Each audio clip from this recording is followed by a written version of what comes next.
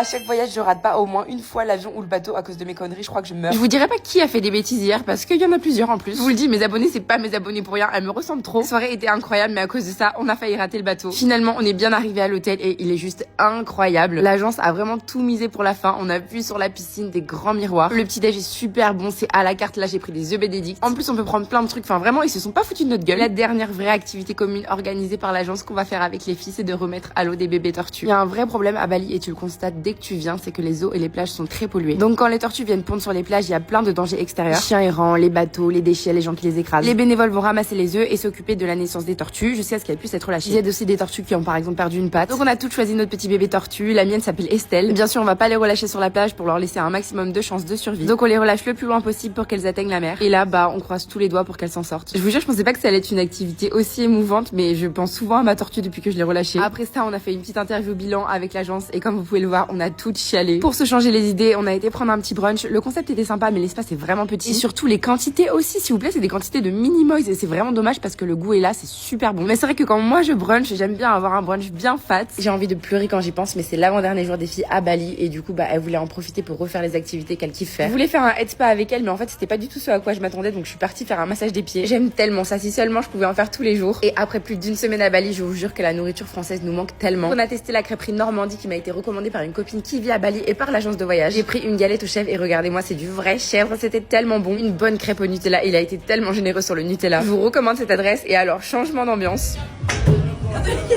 Pitié, c'était archi drôle, on voulait faire les meufs mais on n'avait pas vu la marche. Le club est trop bien, ça fait hyper classe, ils distribuent des petits fours. Mais c'était soirée afro, on n'a pas trop kiffé donc on est parti à l'Atlas. Et regardez-moi ça, la boîte est gigantesque, je savais pas qu'il y avait des boîtes comme ça à Bali. Et on a enchaîné avec l'Iceland Bar où il y avait de la techno pour mon plus grand plaisir. C'était incroyable mais je vous avoue que le lendemain c'était très dur d'assumer le dernier jour. Mais vous allez voir, on s'en est pas mal sorti.